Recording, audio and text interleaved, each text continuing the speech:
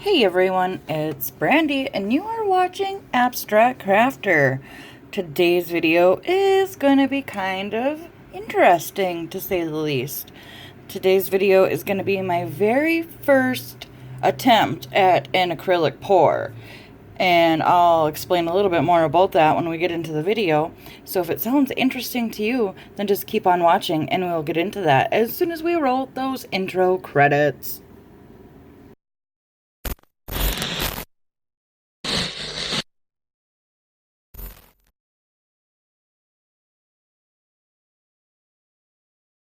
Alright guys, so let's get into this. We're gonna do an acrylic pour today, and I'm doing a voiceover, so apparently I go into the materials before I give myself time to explain what an acrylic pour is, so bear with me.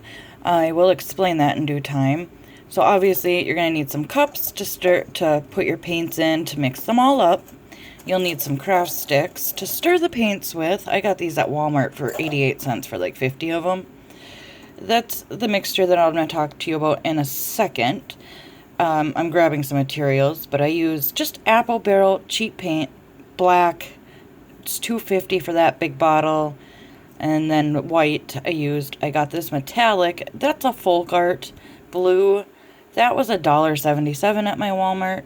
I did buy a color shift. I don't use it. It's $3.77 a bottle, so I didn't use it in this pour.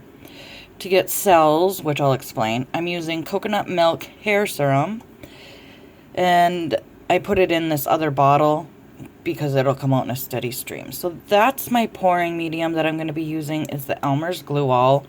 I got the recipe from Pouring Your Heart Out. It's a 60-40 blend, so 60% glue, 40% water. I'm probably going to change that in the next go round. It's a little thin for these cheap apple barrel paints.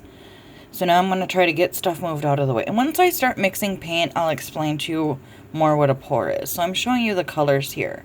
It's a royal purple. I think that's called lilac mist. I got, I think it's called Caribbean. It's a teal color. So I'm going with dark blue, dark purple, lavender, teal, and black and white for this pour. The black and white kind of just helps to create new colors out of the four that I'm using.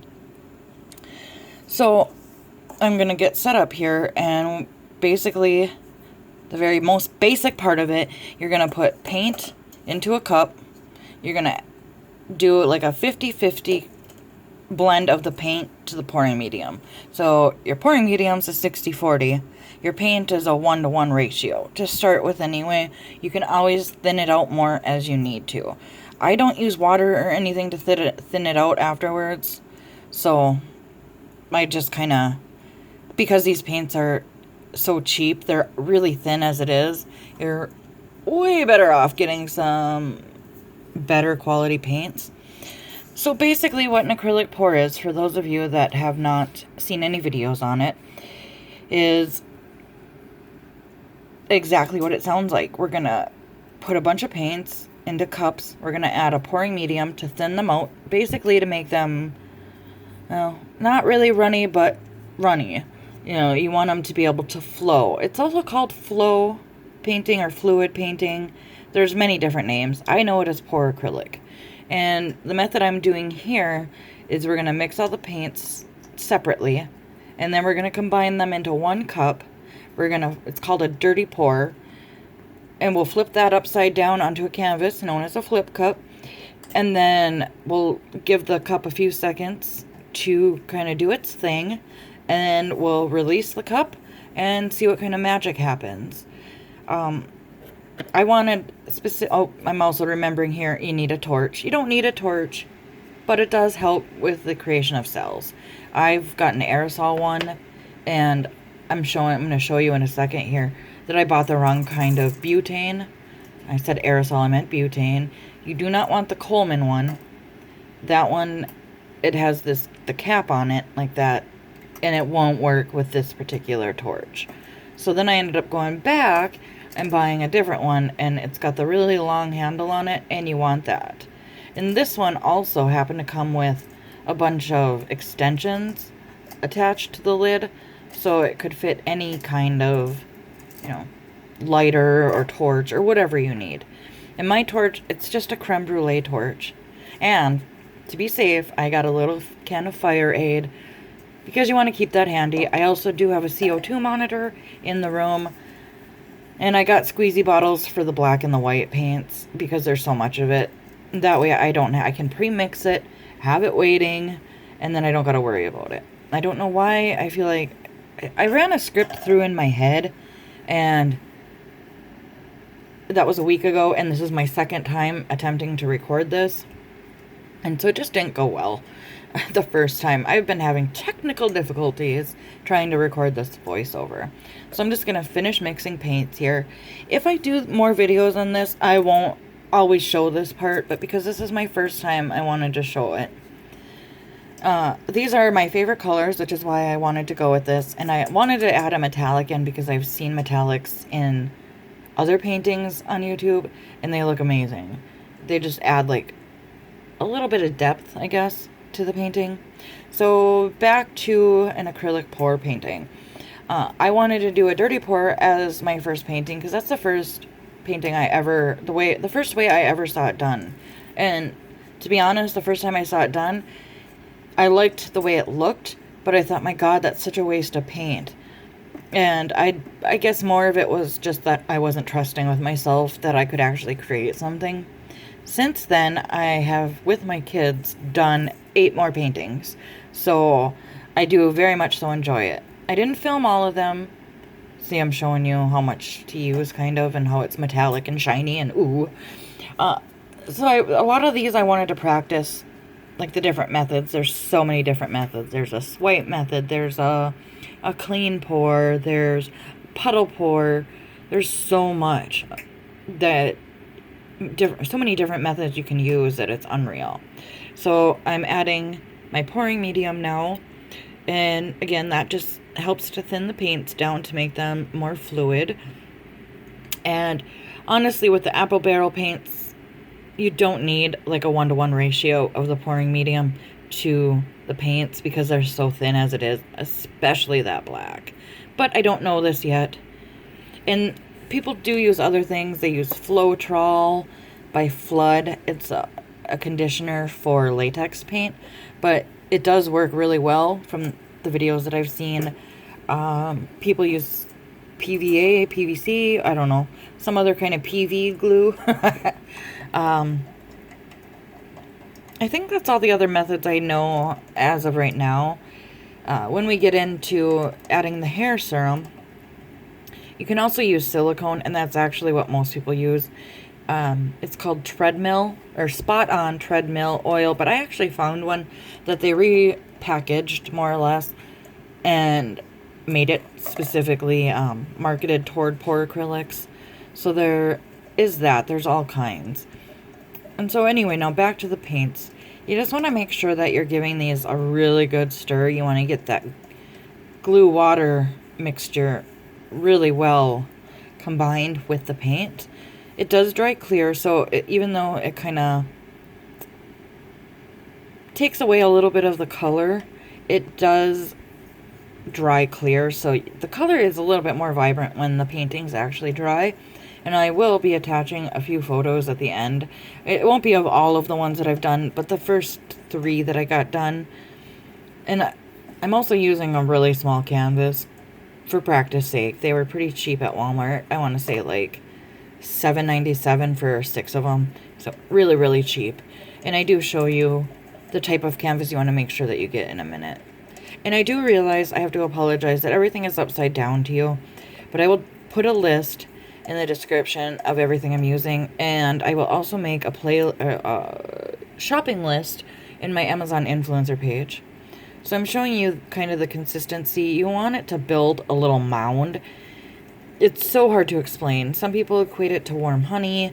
Other people say if your paint builds a mound, even though it disappears right away, it builds a little mound when you drip it back in, when dripping from about 1 inch high. And that one I realized was a little thick, so I'm adding a little bit more. Not too much, but just a little.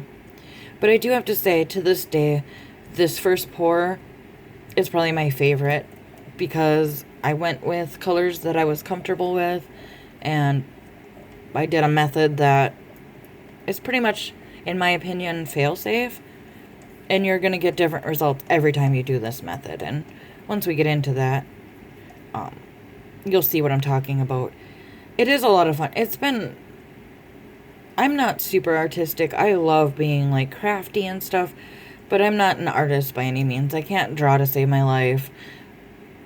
But I do love colors. I can see, I don't know. I can see colors. Like, I know some people have troubles with different colors and seeing different tints, but I have a really good eye for it. I'm very familiar with color theory and stuff like that. So in theory, I should be a good artist. I just can't draw.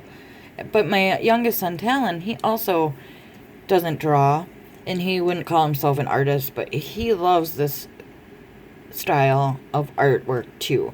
Now, I know that there is a majority, or a small majority of people that also do not think that this is actual art, but I don't know. Art is in the what is that saying? The beholder of the eye. Eye of the beholder. Wow, my blonde is showing through. So, we're going to finish stirring these up, and then we'll get to pouring. And I do pause in a minute here after I'm done stirring these to move all this stuff out of the way and bring the canvas in. I won't make you watch all of that, like all the cleanup and all that stuff, and what fun would that be?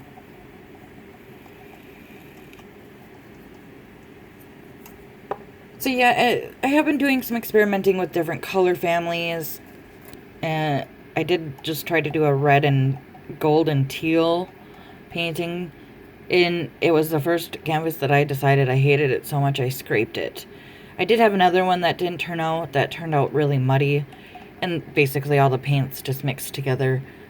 So I have a lot to learn, but I am hoping that you guys find this interesting enough that you'll maybe want to see more of these videos, because I am really getting into it, and it's something that I plan on doing more and more and getting better supplies. But I just didn't want to go and buy really good paints and then it just not turn out. Alright, so now I'm going to add in the coconut oil hair serum, and I'm adding, I don't know, I think I add like 5 drops to, I don't do it to the metallic because you don't need it, and you don't need it in the black or the white. So I'm only really doing it to 3. Oop, and then the ring fell in, and I'm just like, well, alright, why not start out that way? I should have known better when it fell off when I first opened it, and then I didn't bother taking it off. Yeah, I should have known. So now I gotta wipe my hands off, and I'm trying to make gestures because I literally, like I said, I was like rehearsing a script in my head.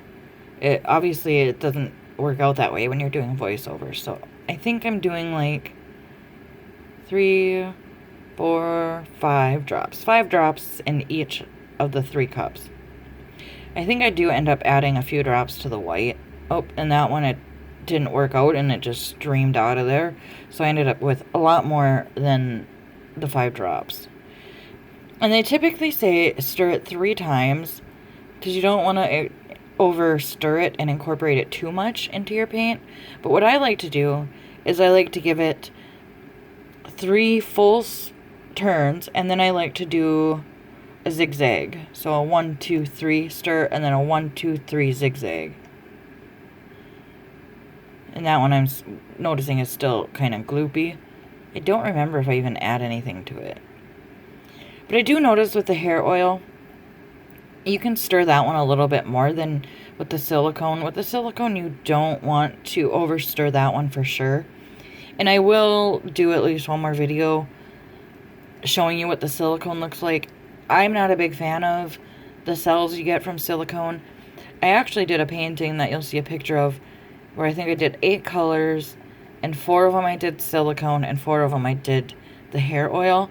And I loved the results on that one. So I think overall that's my favorite method.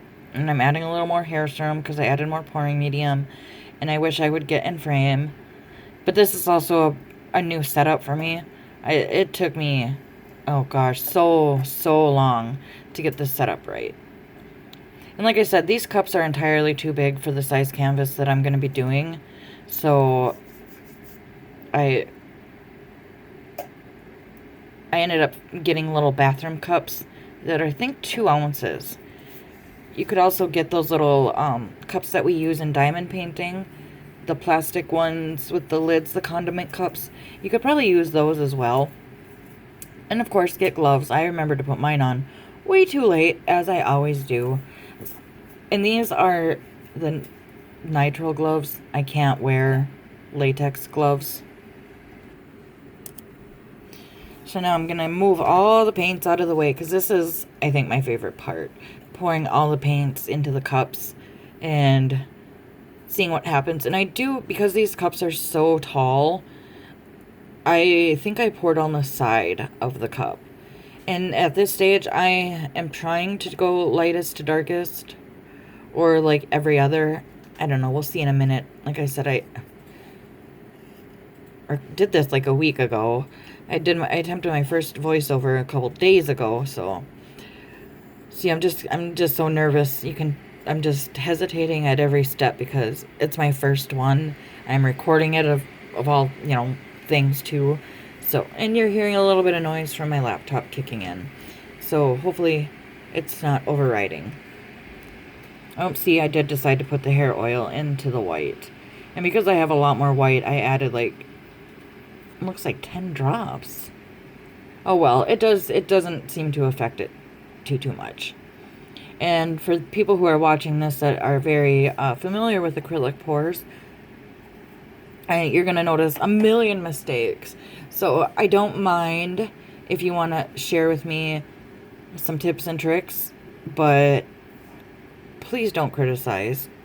That's not fair. It's my first pour. And like I said, I've learned a lot since then. And so now I think I'd go in 2 layers on this. So I'm going to try to pour down the side because it's so thin. I don't want all the paints to drop to the bottom or mix together before they should. So there goes my metallic. And then I don't even know if I go in the same order every time. But I think then I go teal and then lavender or lilac. Nope, I decided to go with black. So white, metallic blue, purple, black. And then I'm going to go in with the lilac and then the teal. And like I said, I went down the side because I didn't want them to over mix. I have since not done that and just dropped straight in, and it seemed to be alright, and it didn't muddy the colors too much. And I'm sorry, I'm pouring right in your way. So now I'm going to go in with round 2. I don't think I go more than this. You can put all the colors in at one time. You can do a couple of different layers. There's no right or wrong way to do this. Oopsie, and instead of doing the metallic, I do the purple first. So I mixed up the order of these two. Ultimately, it really doesn't matter. And I don't even know if I go in for a third round because I'm seeing more paint. I do know that this was way too much paint for such a big canvas, which is why I also went with smaller cups, because the bigger cups seem a little deceiving. And what you can do if you want to try to be more cost effective, I guess, is you could rinse your sticks and your cups, but it's not 100% necessary. Okay, so I do not go in for another round. Now I'm just going to move all the paints out of the way, and then I'm going to bring in the canvas. I don't know if I paused for this or not. Just bear with me, I'm trying to remember. So I also lined my tub. I bought this tub specific for doing pour acrylics, but I did line it with wax paper because some people will save the paint that drips down and make like jewelry out of it. They call it acrylic skins. And I do show you at the end a close-up of that. And I was not able to find giant push pins to put in the back of my canvas, but this is like a board anyway, so it wouldn't have worked. But so I'm just using cups, flipping them upside down. I got like a cookie tray type deal, a cooling rack. I got it from the dollar store, and I'm just using that for this. It's not ideal. So this is a very small canvas. I think it's just an 8 by 10. I show you the packaging in just a second. See, I'm telling you to hold on so I can show you. So, 9 by 12. And they are triple gessoed. So that's what you want. And you'll have to go back and pause if you want to read more about that. But that's the one thing I looked for. And so what I'm going to do, because I'm not comfortable just flipping the cup, is I'm going to put the board on top of the cup and flip them as one solid cohesive unit. And here we go. Come on. Do it, Brandy. Just do it. You got it. There it is. So, and then I'm just going to gently place the canvas back down on my rack and kind of tap the top to get the paints to start moving down. In my opinion, I used entirely way too much white and black in this, but you'll see it came out with this really cool effect. I don't want to give anything away. It ended up working out for this one. And so I'm just letting it sit for a few minutes to kind of let all the paints run down the side and get as much of that paint to kind of go down as possible, if that makes sense. I mean, if you feel like you have too much paint, obviously you can flip right away. And you can swipe at this point, like pull the cup down or lift it a little bit, close it, lift it. There's so many techniques to this. I believe I just kind of go in and pull it up. I don't think I do anything fancy at this point. Here it goes.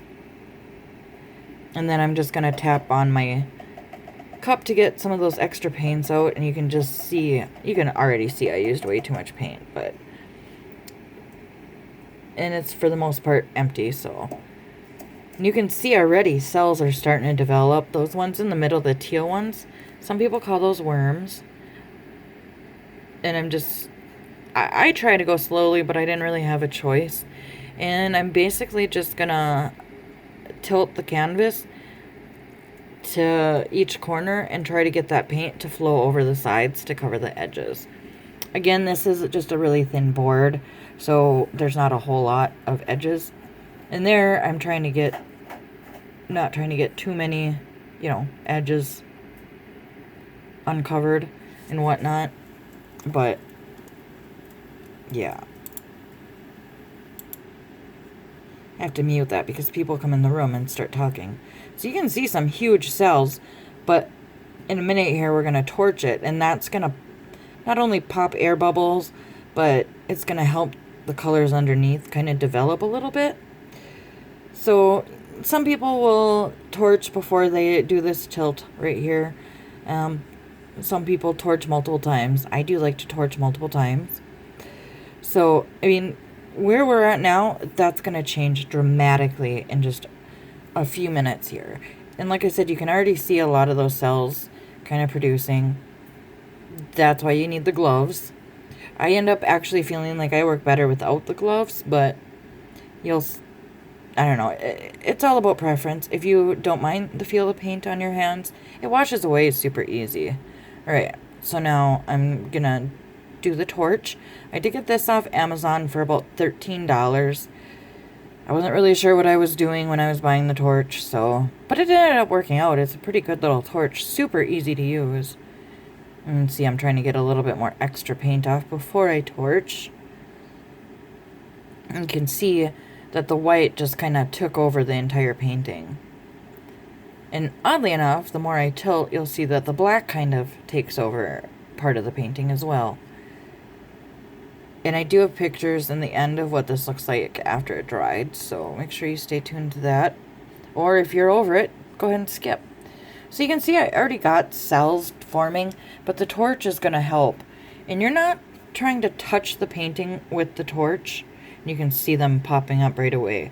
I'm about 2 inches above the canvas, because you don't want to dry the canvas out. You don't want to over torch it. You don't want parts of it to dry before other parts that I noticed can help with cracking. So I do believe I tilt again. I kind of like where it's at, and I wish I would have just stopped here, because I love those cells. See, I'm really happy with it. But you can see I got almost a nice split of white and then black. And you can see I'm pointing out all the cells that developed from torching on both ends. It's pretty magical. That got me hooked right there, and this is now one of my most favorite type of things to do to pass time. So even the cup, look how pretty that cup looks. If it would dry that way, that would be awesome. And if it was on the outside. I'm not sure what I do here. I know that we are coming toward the end of this clip. I'm kind of trying to make sure that all the edges are completely covered and there's no bare canvas showing. I don't know if I tilt again. I think I do. Or I'm just trying to move it around on the cookie sheet so it doesn't adhere itself to that. I really do. This, of all of them, my first one is still my favorite one. And my first one that I did on the big canvas, which is, I'll have a picture of. And that was a different method altogether. That was what we call a tree ring pour. And I am going back in with the torch in the middle there where there's nothing, where it's pretty blank.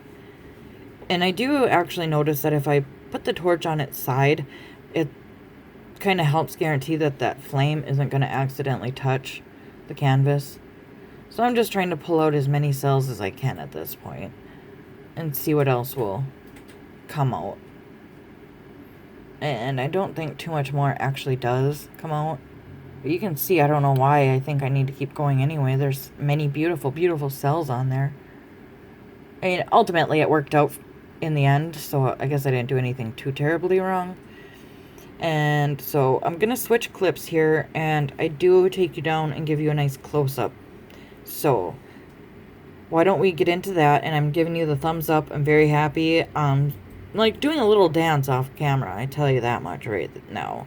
So I'm going to attach that other clip for you right here. Okay, so I've taken you down and I'm giving you some close-ups of what those cells look like. Very multi-layered, color upon color, and they're just gorgeous. See, I like the hair oil because you get these abnormal shaped cells, whereas with the silicone, they're a little bit more round. But I did notice that with the silicone, it leaves like this disgusting oil on top of your painting, which obviously it's oil in paint, so and acrylic is a plastic, so of course the oil is going to sit on top. But and look at those beautiful cells. So once I got my cells to form and I got the majority of the paint off, I did not tilt again. Some people will tilt again and stretch them out. Me personally, I pretty much like that, and that's not too much waste. It's a little bit of waste, but that's where I'm talking about. People will save that and make stuff out of it. And if I didn't have such big cups down there getting in the way, I might have better sheets of acrylic skin. So now I'm showing you a little bit more of the cells and all of that stuff. And now I'm saying goodbye. And with that, friends, I will let you go. So have an awesome day. I love you, friends, and I will see you in the next one. Bye. I totally lied. I wanted to add in the pictures here of the finished product of each one.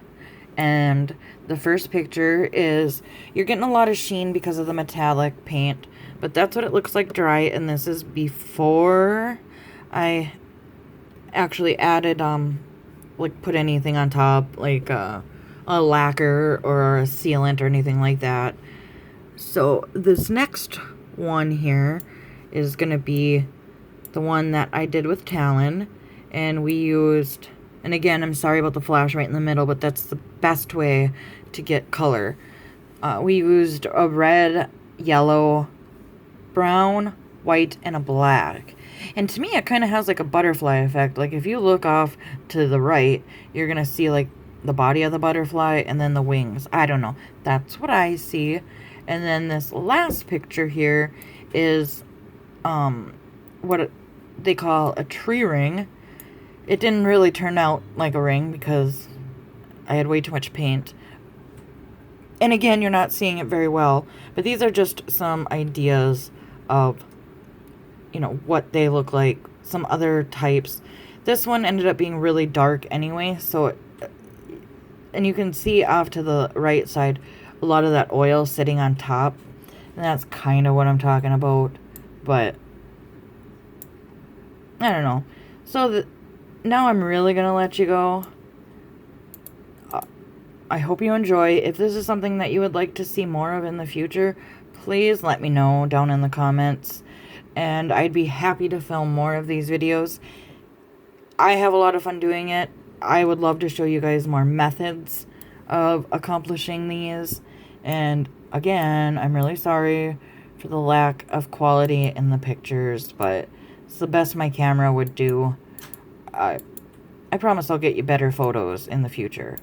Alright guys, I'm really letting you go now. Have an awesome day, friends. Bye!